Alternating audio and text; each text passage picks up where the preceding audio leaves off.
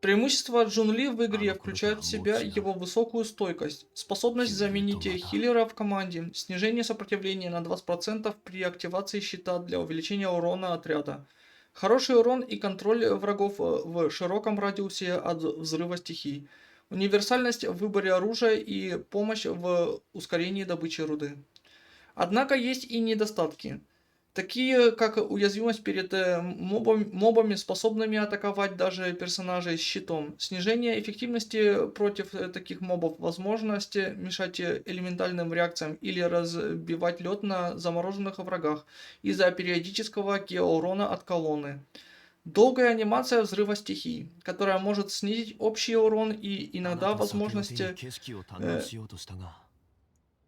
что активный персонаж залезет на колонну во время боя. Для Джун Ли в Genshin Impact существует два основных билда. Support Build и Support DD Build. Support Build. Это билд идеален для начинающих игроков, так как не требует особых статов, кроме увеличения ХП, что повышает выживаемость персонажа. Лучшее оружие для этой сборки – трехзвездочное копье, так как оно позволяет сэкономить ресурсы на развитие героя.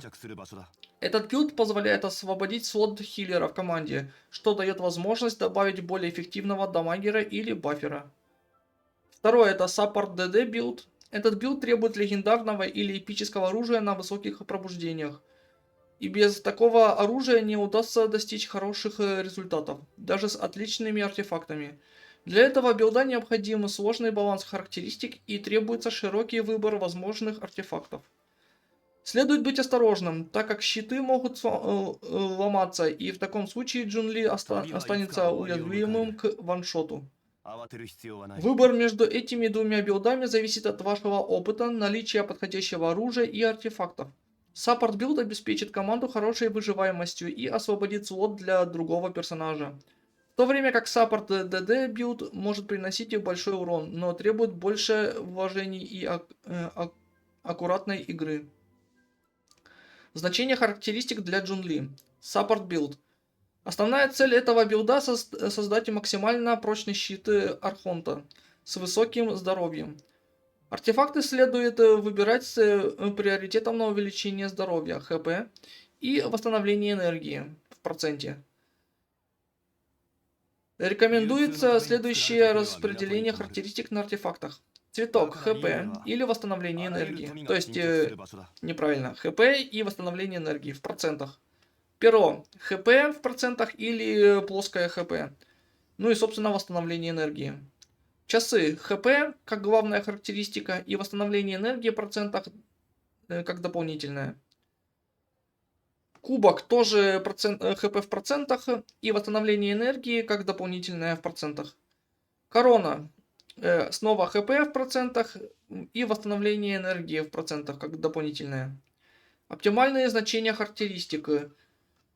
ХП примерно 30-40 тысяч или больше. Восстановление энергии около 140-160%, если Джун Ли единственный герой геоэлемента в команде и использует свою ульту. Support DD билд. Этот билд предлагает, что Джун Ли также наносит урон через свою ульту. Необходимо сбалансировать характеристики между ХП, силой атаки, критическим шансом и критическим уроном. Рекомендуется выбирать артефакты, которые увеличивают силу атаки, критический шанс и критический урон, а также содержат ХП и восстановление энергии. Рекомендуемое распределение характеристик на артефактах. Цветок – критический урон, шанс критического удара, сила атаки в процентах, ХП в процентах, восстановление в процентах. Перо – то же самое, что и цветок. Часы – сила атаки в процентах или ХП в процентах, как главная характеристика. Критический урон, ну тут то же самое, что и в предыдущих. Критический урон, шанс критического удара, сила атаки, ХП, восстановление энергии в процентах. Это как дополнительное. Кубок – бонус геоурона. Ну а остальное то же самое. Корона, критический урон или критический удар, шанс критического удара. Как главная характеристика, ну и остальное опять же то же самое. Оптимальное значение характеристик. ХП 25 тысяч ХП или 30 тысяч ХП. То есть между 25 и 30 тысячами. Сила атаки от 1600 и больше. Восстановление энергии примерно 130-150%. Сбалансированный критический шанс и критический урон соотношение 1 к 2. К 6 критическому шансу должно приходиться 120 критического урона. Рекомендуется поднимать критический шанс до 70%. Для саппорт билда Джунли в Genshin Impact лучшие варианты оружия. Копье Фавония. Это оружие позволяет накапливать энергию быстрее, что полезно для активации ульты, однако требует набора критического шанса в артефактах. Черная кисть. Это доступное оружие, которое увеличивает здоровье Джунли, укрепляя его щит. Покоритель вихря. Это сигнатурное оружие Джунли, которое напрямую увеличивает прочность щита. Однако оно не предоставляет других полезных функций для роли саппорта. Для саппорт ДД билда Джунли рассмотрим следующее оружие. Посох Хомы. Несмотря на то, что часть пассивных способностей этого оружия не будет использоваться полностью, оно все равно может обеспечить приличный урон с ульты и усилить прочность щита. Нефритовый коршун. Это оружие поможет балансировать критические показатели и увеличить силу атаки. Его пассивная способность не работает без активной атаки, но оно может быть полезным. Небесная ось. Увеличивает критический шанс и добавит силу атаки, а также обеспечит Джунли восстановлением энергии, что полезно для активации ульты. Режущий волны плавник. Оружие для максимального усиления ульты, особенно в командах с героями, использующими взрыв стихий. Смертельный бой. Это оружие поможет балансировать критический шанс и критический урон. Сосредоточьтесь на критическом уроне и ХП в артефактах. Каменное копье. Подходит для команды с персонажами из Лилей и может быть полезным, если настроены на увеличение критического урона и ХП. Улов. Это оружие можно использовать, если нет других альтернатив, но оно может быть сильным для Джунли. Тем не менее, лучше выбрать другого персонажа для этого оружия, если это возможно. Выбор оружия зависит от вашего стиля игры и наличия доступных опций. Но этот вариант но эти варианты предоставляют разные преимущества для разных билдов Джунли.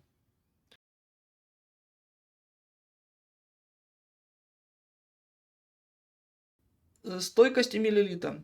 Этот сет подходит для увеличения прочности щита Джунли, но лучше всего работает, если у вас есть первое созвездие C1, чтобы избежать случайного разрушения столба от навыка. Архаичный камень. Этот сет может быть полезен, если у вас есть персонажи в команде, которые наносят урон одной стихии. Например, Гиперкерри Аята или Мона Пира, команды с Кли. Воспоминания дремучего леса. Если вы играете с дендрокомандой, этот сет снижает сопротивляемость противника к дендроурону. Инструктор. Этот сет может быть полезен в команде, которая использует реакции пар или таяние, чтобы увеличить мастерство стихии для главного дамагера. Стойкость Миллилита и сияние Варукаши, то есть 2+2. Этот сборный комплект, который увеличивает ХП и прочность щита. Они могут быть полезны в боях с врагами, наносящими много урона. Церемония древней знати. Этот сет идеален для саппорт ДД Джунли, который активирует свою ульту по откату. Сет увеличивает урон взрыва стихий и бафает союзников на силу атаки. Архаичный камень.